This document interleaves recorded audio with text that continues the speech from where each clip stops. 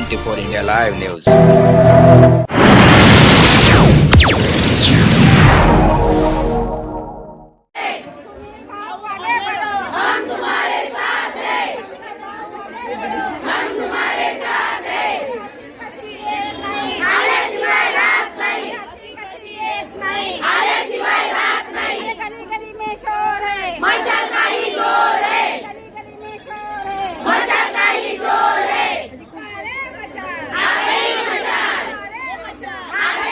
नमस्कार, आपलं सर्वांच्या 24 इंडिया लाईव्ह न्यूजमध्ये स्वागत आहे. बघा आजची खास खबर आणि शेवटपर्यंत बघा विशेष बातमी. सर, आपण प्रभाग 34 मधून एक उमेदवार म्हणून आहे आणि आज आपण खूप लोकप्रिय झालेले आहे. जनता आपल्यालाच निवडून दिलं पाहिजे असं लोकांनी ठाम मत केलेलं आहे. बघा, मी सुनील मानेकर प्रभाग क्रमांक 34 मधून सर्वसामान्य म्हणून पुरुष म्हणून उभा आहे. माझी पत्नी अर्पणा मानेकर महिला प्रवर्गातून क गटामधून उभी आहे आणि अ गटामधून SC पुरुष म्हणून शंकर थूल, आम्ही 3 लोक असे उमेदवार या ठिकाणी आहे. जनतेला एकच आव्हान आहे की आपण हे सर्वसामान्य कार्यकर्ते आहे, यांच्यावर कुठेतरी अन्याय झाला आहे आणि हे खरंच समाजाच्या हिताचे आहे, हे आपल्या लक्षात आलेलंच आहे. आणि प्रचंड प्रतिसाद असा ज्यावेळेला मिळतो आहे त्यावेळेला मला मनातून खरोखर खूप आनंद होत आहे आणि नक्कीच आम्ही निवडून येऊ यात मला काही प्रकारची शंका नाही. आम्ही आपल्या प्रभागामध्ये दौरा केल्यावर आमच्या लक्षात असं आलं की जे बेरोजगार आहेत त्यांना रोजगार देण्याची संधी पण आपण आणून देणार आहात, असा लोकांचा तो पण एक विचार आहे. 100% रोजगार देणे हे माझं प्रथम कर्तव्य आहे. कारण ज्या पद्धतीने मी मागील 10 वर्षापासून महिला सक्षमीकरणाकरता काम करतो आहे आणि मला तुम्हाला सांगताना आनंद होत आहे की आज 1237 महिलांना मी रोजगार दिला, याची लिस्ट माझ्याकडे आहे. 750 महिलांना मी शिलाई मशीन वाटल्या, याची लिस्ट माझ्याकडे आहे. 57 कॅन्सरचे ऑपरेशन केले, याची लिस्ट माझ्याकडे आहे. 130 डोळ्याचे ऑपरेशन केले, याची लिस्ट माझ्याकडे आहे.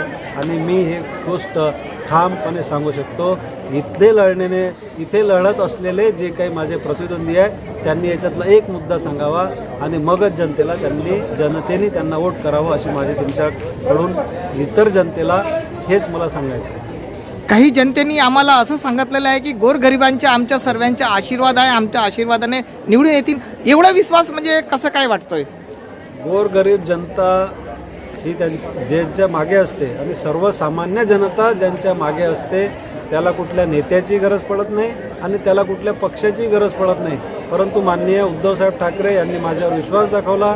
उभाठा ही मशाल चिन्ह आम्ही ज्या अर्थी घेऊन चाललो आहे आणि आज या ठिकाणी मानेकर हे जवळपास सगळ्या प्रभागात माहिती आहे. त्याच्यामुळे मी सर्वसामान्य कार्यकर्ता म्हणून राहतो, सर्वसामान्य जनतेमध्ये राहतो. माझ्या घराचे दरवाजे हे सर्वसामान्य लोकांना माहीत आहे की 24 घंटे उघडे असतात. त्याच्यामुळे सर्वसामान्य जनता ही माझ्या पाठीमागे ताकदीने शिवली. Thank you sir. सर नमस्कार. प्रभाग क्रमांक 34 मधनं तुम्ही आणि तुमच्या पत्नी शिवसेना या पक्षाकडून उद्धव बाळासाहेब ठाकरे पक्षाकडून उमेदवारी घेतलेली आहे. जनतेचा इथे कशा पद्धतीने प्रतिसाद तुम्हाला मिळाला? जनतेचा अत्यंत चांगला प्रतिसाद आहे आणि जनतेला माहीत आहे आणि आता हे कळून चुकलं आहे की जनतेतलाच माणूस, एक सामान्य माणूस, एक सामान्य कार्यकर्ता जनतेला हवा होता, जनतेला हवी होती. त्यांच्या माध्यमातून आमचे जे दुसरे उमेदवार आहे शंकर थूल, सगळ्यांनाच माहीत आहे की हे तिन्ही लोक अत्यंत सामान्य आहेत, सगळ्यांच्या हाकेला धावून येतात. त्यामुळे आता जनतेने ठरवलं आहे की हे परिवर्तन करायचं आहे आणि ते 100% तुम्हाला 16 तारखेच्या निकालामध्ये ते परिवर्तन दिसून येणार आहे. आणि काही या प्रभागाचे विकास कामं जे राहिलेले आहेत ते तुम्हाला निवडून आल्यावर करायचे आहेत, तसे कोणते कामं राहिलेले आहेत? 100% भरपूर कामं राहिले आहेत. काही लोकांनी फक्त आपल्या आणि आपल्याच आजूबाजूचा विकास केलेला आहे. भरपूर कामं अजून राहिलेले आहेत आणि ह्या ठिकाणी जम्बोदीप नाल्याची भिंत राहिलेली आहे. या ठिकाणी रिझर्वेशनचा जो पार्ट आहे तो राहिलेला आहे. या ठिकाणी खालच्या भागामध्ये रस्त्याची, गडरची, पाण्याची अत्यंत दुर्व्यवस्था आहे. मी आता फिरत आहे, मला इतकं माहिती नव्हतं, कारण आपण या पूर्ण लेवल आज 1 लाख लोकांपर्यंत पोहोचत आहे. इतके नगर याच्यामध्ये आहे. त्याच्यामुळे हे लक्षात आलं की अजूनही आपण 25%च पोचलो, 75% अजून आपलं बाकी आहे. तर निवडून आल्यावर सगळ्यात आधी कोणतं काम करणार? निवडून आल्यावर सगळ्यात आधी सिद्धेश्वरी नगर जी झोपडपट्टी आहे त्या ठिकाणी माझं प्रामुख्याने लक्ष असेल आहे. आमचा नाल्याची भिंत आहे त्या ठिकाणी लक्ष असेल आहे. असे अनेक कामं आहे या ठिकाणी. सगळ्यात महत्त्वाचं आणि अत्यंत महत्त्वाचं रिझर्वेशन. या भागामध्ये आदिवासी पण समाजाचे काही बहुतांश आहेत है ना, तर त्यांच्यासाठी जे त्यांच्या योजना वगैरे आहेत त्याच्यावर काम करणार कोण? 100% आदिवासींसाठी ऑलरेडी तशा खूप योजना आहेत. आदिवासींचा इथे जवळपास 1,500-2 हजार लोकांचा मतदार आहे आणि माझ्यासोबत तो ताकदीने उभा आहे. आणि शैक्षणिक विभागातला एक बोलूया. शाळा भरपूर साऱ्या लाल शाळा बंद झालेल्या आहेत, त्याला परत सुरू करायची इच्छा आहे, म्हणजे कराल तुम्ही निवडून आल्यावर? महानगरपालिकेमध्ये आम्ही निवडून आल्यानंतर सगळ्यात आधी आम्ही महानगरपालिकेच्या ज्या शाळा आहेत त्यावर प्रामुख्याने भर देऊ. कारण माझी मिसेस ही स्वतः टीचर आहे आणि आम्ही ज्या पद्धतीने महिला सक्षमीकरण करतो, जवळपास मागील 10 वर्षापासून 4-5 हजार महिलांना आम्ही प्रशिक्षित केलं आहे. येणाऱ्या काळामध्ये महानगरपालिकेच्या तर शाळा दुरुस्त करूच, परंतु स्वतःहून समाजसेवक म्हणून किंवा एक नगराचा सेवक म्हणून ह्या वार्डातल्या गरीब आणि होतकरू विद्यार्थ्यांसाठी 10वी असेल किंवा 12वी असेल किंवा स्पर्धा परीक्षा असेल त्यांच्यासाठी स्वतःच्या खर्चाने स्वखर्चाने आम्ही ते क्लासेस सुरू करण्याचा मानस माझा आहे. बहुतेक या भागामध्ये प्रभागामध्ये लायब्ररी पण नाही असं समजायला आलेलं आहे. ह्या ई लायब्ररी या प्रभागामध्ये नाही आहे.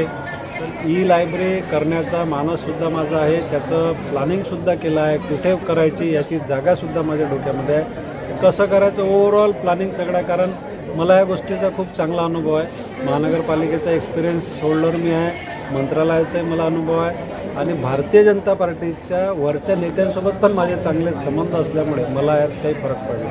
आणि शेवटचं आपल्या मतदारांना काय आवाहन करायचं? मी मतदारांना एकच आवाहन करेन की येणाऱ्या 15 तारखेला आपल्या सत्सद्बुद्धीचा वापर करा आणि काहीतरी परिवर्तन या प्रभागामध्ये आता होऊ लागलेलं आहे आणि आपण ह्या परिवर्तनामध्ये सहभागी व्हा एवढी मी या ठिकाणी विनंती करतो. आणि येणाऱ्या 15 तारखेला आपण मशाल मशाल आणि मशाल या चिन्हाचं बटन दाबून आम्हा तिघांना विजय कराल हीच आपल्याकडून अपेक्षा करतो. धन्यवाद.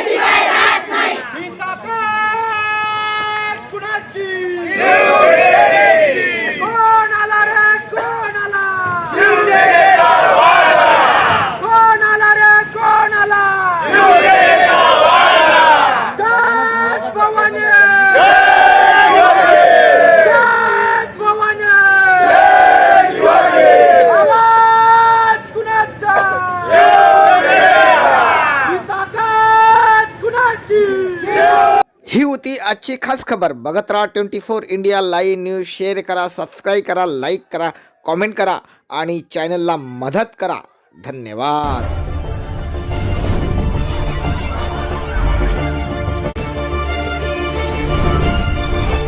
24 India Live News.